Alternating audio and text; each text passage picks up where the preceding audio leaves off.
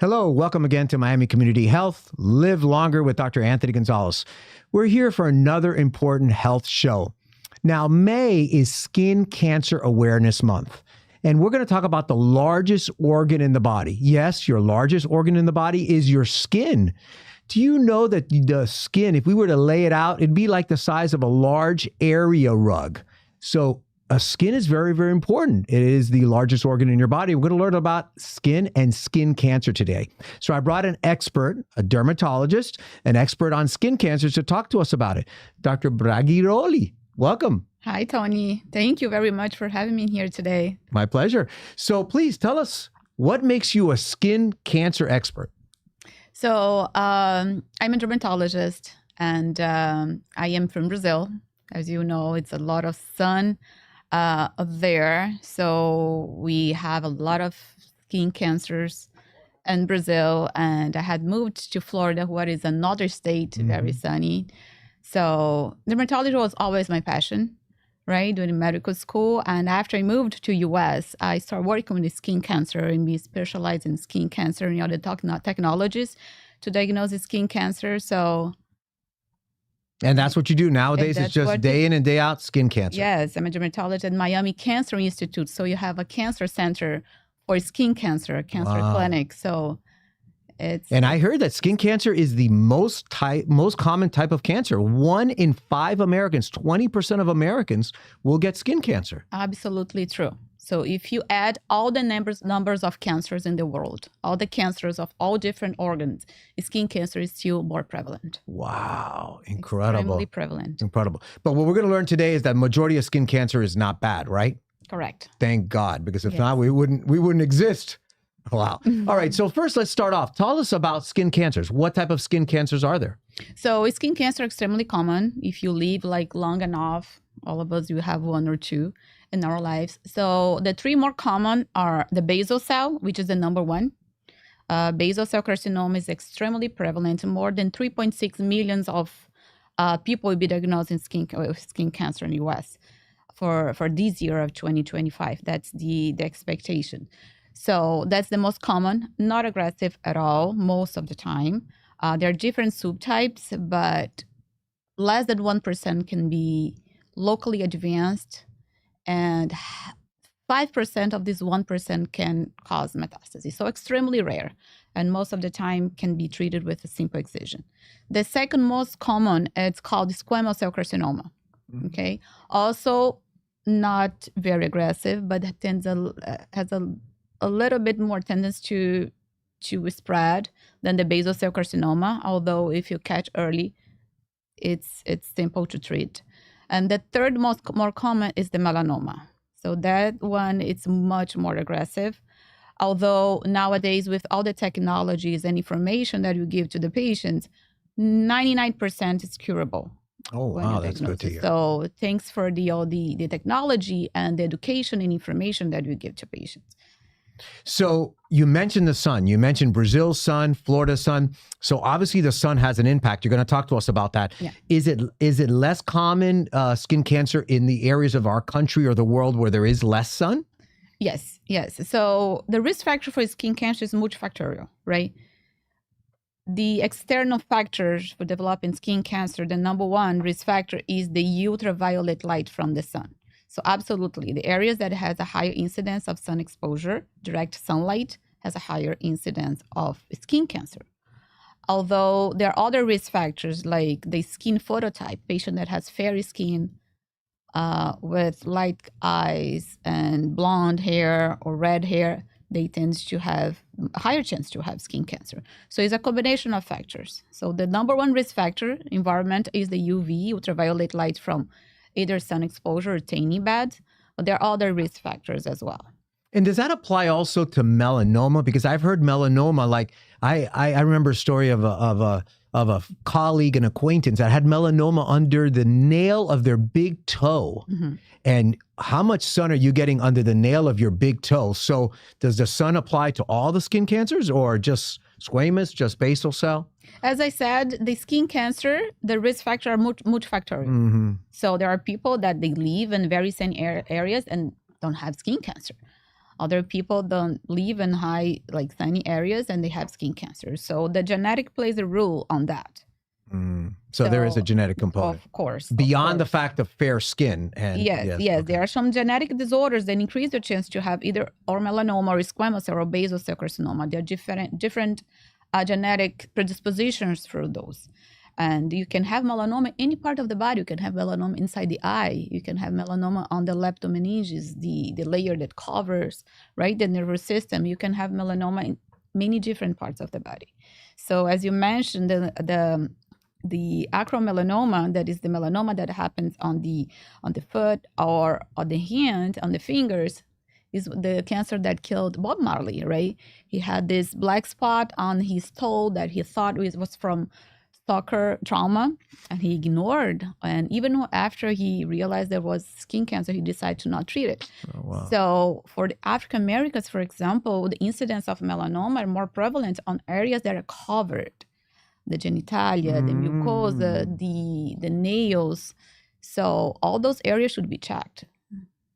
All right. So we want to educate our community. We want to bring awareness to skin cancer. We're bringing awareness of the types. Now, how do I look at myself and I'm worried about an area of my body that could possibly be worrisome? What do I need to look for as a patient, as somebody who's out there in the community to know that, hey, I need to go see Dr. Braghiroli, or I need to go see my primary doctor for this? Great question, because that's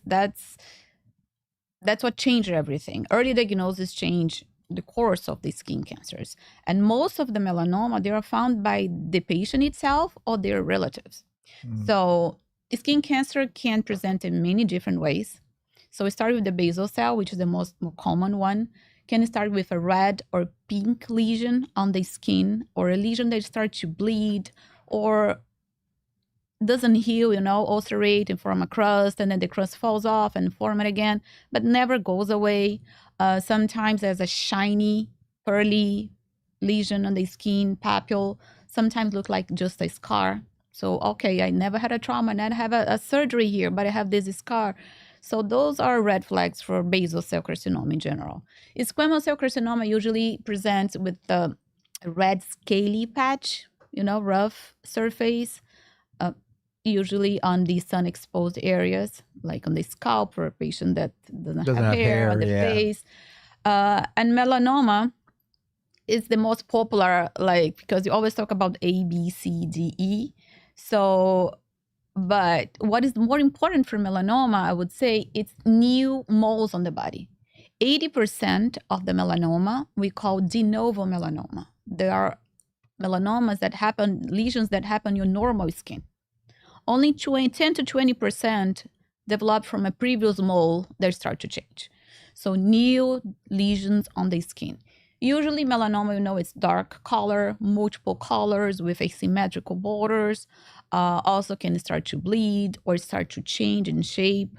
So all those features are concerning for melanoma. But as I said, new lesions on the body, new moles, especially after a certain age, like 40, 50 years old, you should not have new moles after that age. So all those are the warning signs. Yeah. So what I've heard from you is anything new, anything different, anything bleeding. Yes. I didn't have it. A wound that I didn't have an injury there. Why do I have this? Something that doesn't heal is also worrisome. For sure. Those are worrisome signs. So patients that have a lot of moles, you call this dysplastic nevi syndrome. They have a lot of moles, different size and shape. They do have a high risk to develop melanoma. So they always need to check for new moles, but also change on their previous moles.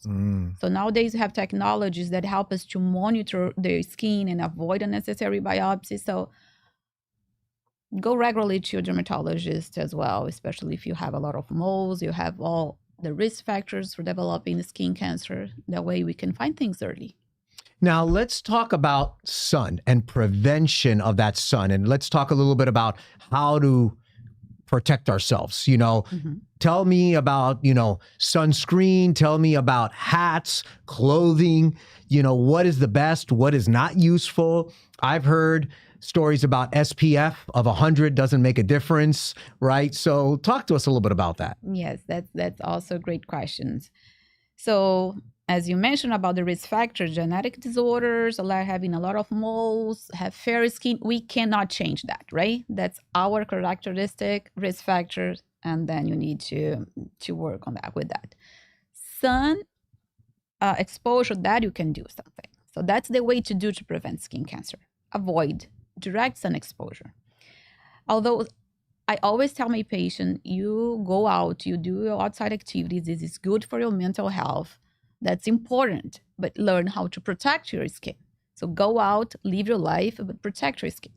So there are different types of sunscreen, basically the chemical ones and the mineral ones, right? The chemical sunscreen, they are both good. They are both safe to use. We always hear news about the chemical sunscreen causing problem to the general health, to the nature, to the coral reef. So it's controversial. I personally prefer the mineral sunscreen, and you'll tell why. So the chemical sunscreen, when you put on the skin, they cause some chemical reaction that absorb the UV rays and protect your skin. The mineral sunscreen, on the other hand, form a barrier on your skin that reflect back the UV, the ultraviolet light. Okay, so sunscreen on the areas that are exposed, on the face, on the ears, behind the neck, don't forget the hands. The protecting clothing with the UPF are extremely important, and I always recommend it because it's very convenient.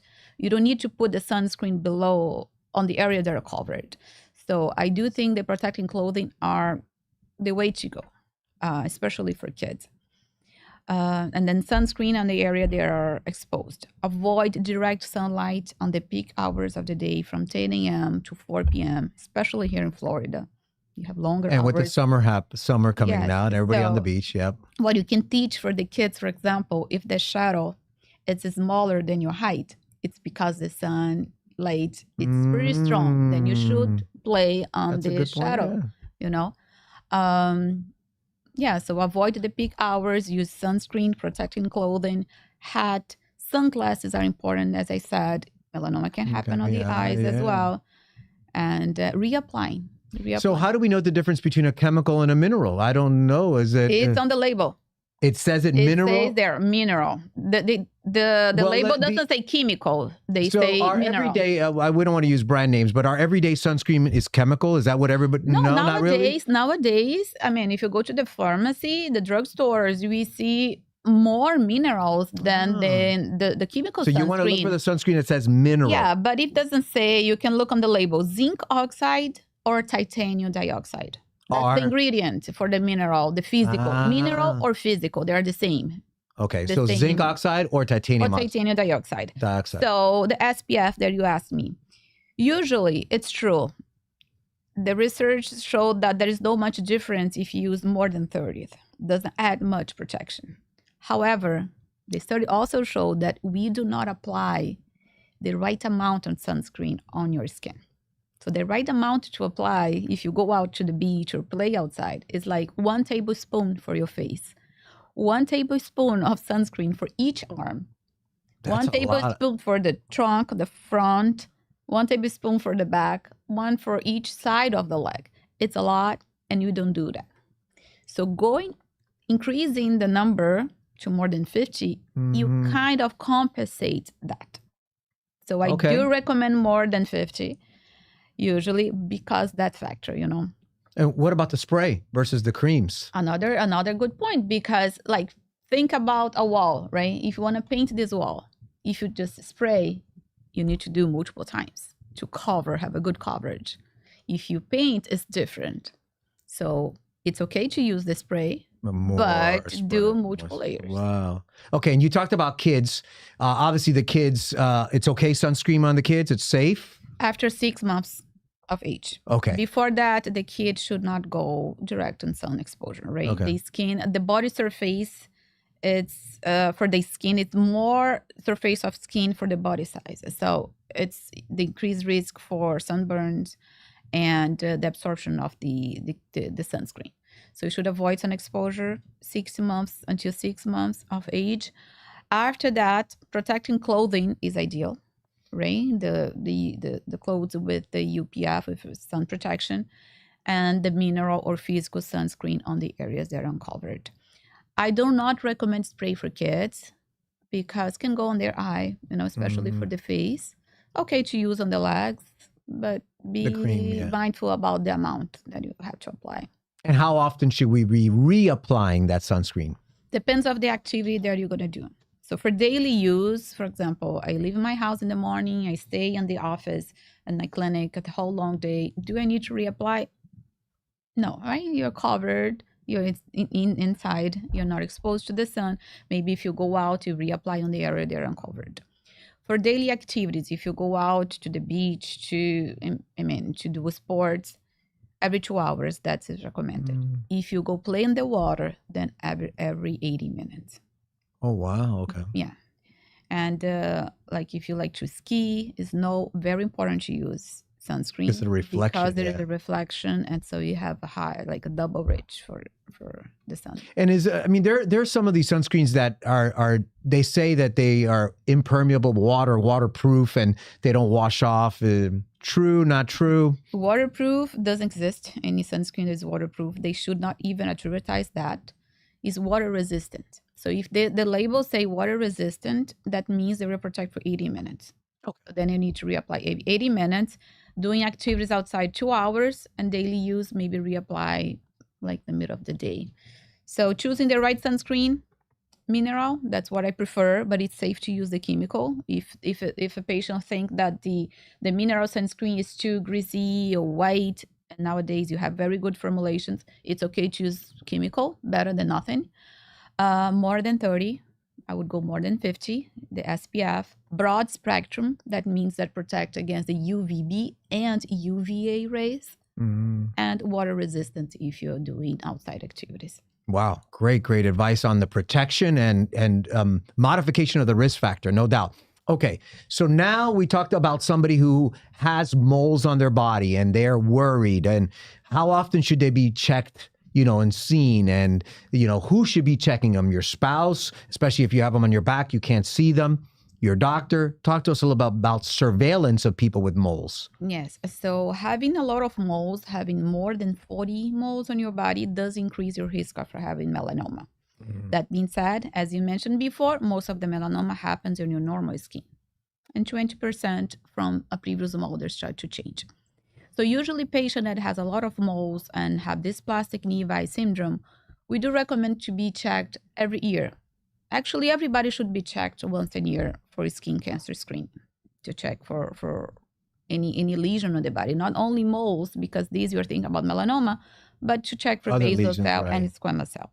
If you do have a skin cancer, a basal or squamous melanoma, then you should be seen more often. So usually patient that had a diagnosis of melanoma, we see that patient every 3 months for the first 2 years, because that's when you have a higher chance to have a second one or a recurrency. Then eventually, if you don't find anything, you can sparse the visit more. And then eventually after 5 years, we can do once a year. But in general, patient that has a lot of moles, once a year at least. And every month they should do their self-skin check on the mirror with somebody to help to look on the back. That's extremely helpful and recommended. Let's talk about somebody, God forbid, since skin cancer is so common and people are going to get it, the treatment of it. Talk to us about some of the treatments of skin cancer. So let's start with the simple basal cell and squamous cell carcinomas, and then we can go in a little bit into melanoma. But since it's so prevalent, there's going to be a lot of treatment, right? Yes. So the treatment depends on the type of the skin cancer, the how advanced the skin cancer is, the histologic subtype, the patient age, their comorbidities, the location. So varies a lot. But most of the time we do an excision, right? You excise the lesion with a simple margins. If the lesion has like a basal cell or squamous cell on the head and neck area, or it's a little bigger or has a more aggressive histologic subtypes, there is a type of surgery called mole surgery. It's a micrographic controlled surgery where the surgeon remove the lesion, check the margins at the same time, and then if it's still positive, the doctor come back and cut a little bit more. So that's another type of surgery.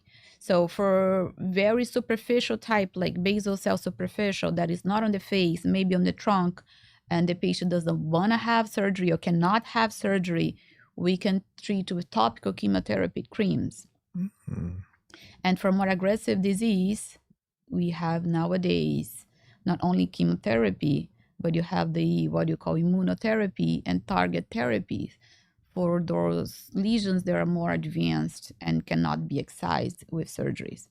Another option also is radiation for squamous cell and basal cell carcinoma on areas that you cannot operate, or the patient has a lot of comorbidities, or an area, for example, in the legs that you don't have enough skin tissue to close it. So you have many different options, and you go case by case. Now, many years ago, even before I went to medical school, I worked a little bit in a dermatologist's office, and I remember him doing cryo, Yes. freezing. We still do a lot. Still do cryo. We still do a lot. So Okay. cryotherapy is a standard treatment for the pre-cancers called actinic keratosis. Maybe that's what he was doing it for. I don't know. Yes, Yeah. we still use a lot. It's for spot treatment, extremely helpful. Okay. Yes. All right. And then melanoma treatment is really different, right? Melanoma, because it's such more aggressive. Explain to us a little bit about the treatment of melanoma, because that involves more not only removing it, but also checking the lymph nodes and so forth, right? Yes. So most of the melanomas, more than 90%, can be treated with an excision. We excise the lesion with a safe margin, and the margin will depend usually 5 millimeters to 1 centimeter. If it is in situ, that means it's localized on the out layer of the skin. And if it goes deeper, the margin will depend how deep the lesion is. More than 90% of the melanomas can be cured with this treatment. So if the melanoma is invasive, that means past the dermoepidermal junction, the basal layer of the skin, we call invasive melanoma. Then there is one very important factor when you diagnose the melanoma is what we call Breslow. That is the depth from the top layer of the skin until the last atypical melanocytes. So if this number, this thickness is more than 0.8 millimeters, or if the lesion is ulcerated, then you need to check the lymph node. So inject a contrast on the lesion and follow where this contrast goes, for which lymph node this contrast will go. And then you remove a lymph node and check if there is disease there. If it is disease there, we call metastatic melanoma. Then you do the surgery if you can, and then the patient will have systemic therapy. 10, 15 years ago, we didn't have many options to treat metastatic melanoma, right? It was pretty much interferon with only 20% of cure with a lot of side effects. On the last 10 to 15 years, there was a big change on the melanoma treatment with the immunotherapies that stimulate the immune system to fight against the cancer. So nowadays, the patients live much longer with less side effects, and you can cure those patients. That's great to hear. That's wonderful. Yeah, wonderful. That's because melanoma used to be change. really almost a death sentence back then. It Exactly. was crazy. Wow. Nowadays, like 99% That's great to hear. curable.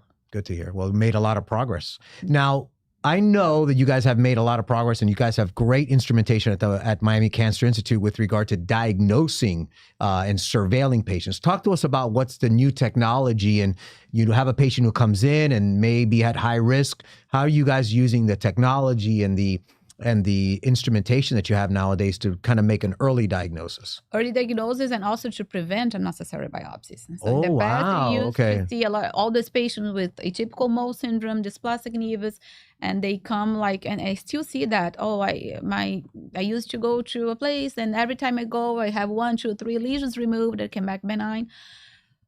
So in the past, you didn't have the technologies to be sure. So it's better to be safe than sorry, right? But nowadays, with all the technology that you have, you change completely the course of the treatment, the surveillance. So the basic instruments, starting with the basic, that I think nowadays every single dermatologist uses the dermatoscope. It's a simple handheld microscope that you use to check the lesions, and you can see features that you cannot see with the naked eye. Oh, wow. So we look there, you already seen. That's why nowadays we are diagnosing melanoma in even early stage, before the ABCD that the patient can check, So that's the dermatoscope. We have what you call reflectance confocal microscopy, which is a wonderful technology, no invasive, doesn't cause any harm, no painful to the patient, where you can see like a virtual biopsy. You see what you see is pretty much what you see with pathology. It's like doing a virtual biopsy. So for lesions, for example, on the cosmetic sensitive area on the face that you need to be more conscious to do a biopsy, right? We can use this technology to help to guide you if you still need a biopsy, or you can prevent biopsies. We have genetic testing. We have nowadays like genetic testing with some stickers that you collect cells from the out layer of the skin, and you can analyze if these cells has some genetic mutation that predisposed to melanoma. We have optical coherence tomography that helps to guide treatment, how deep you need to go, for example, with radiation or surgery. And for a patient that has a lot of moles, all of them, they should do what you call total body mapping. Total body mapping, it's picture.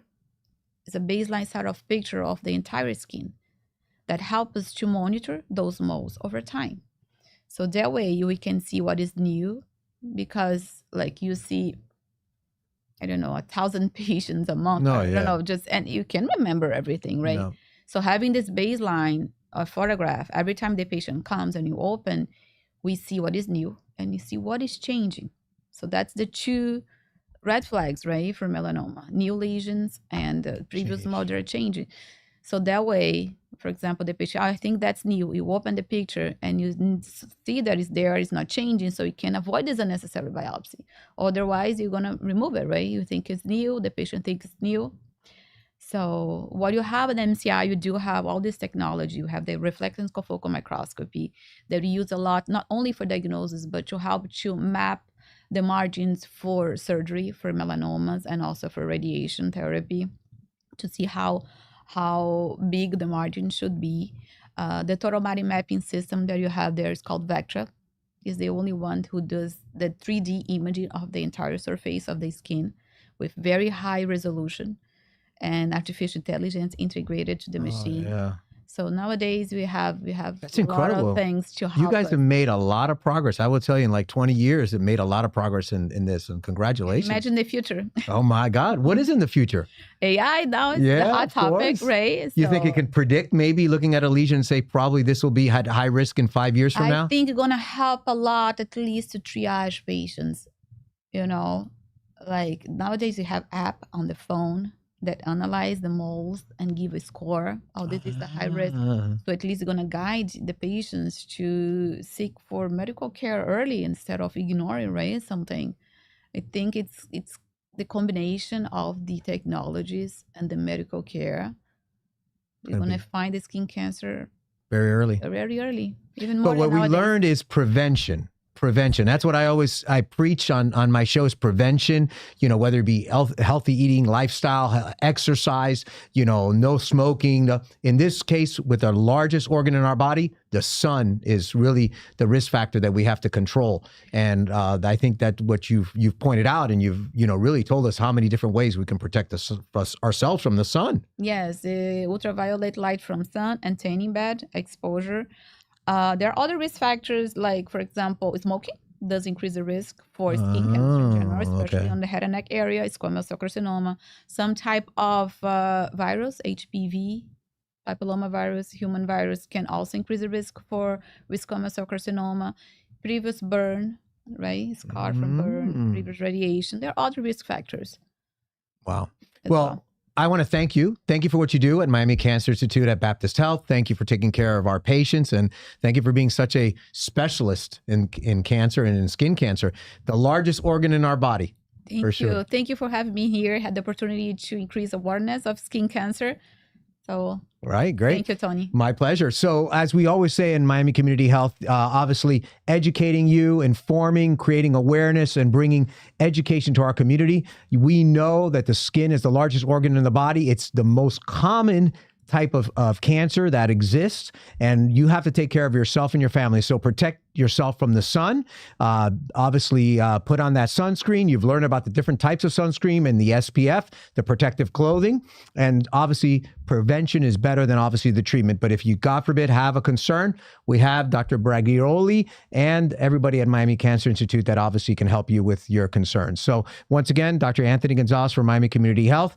Be well, take care of yourself and your family.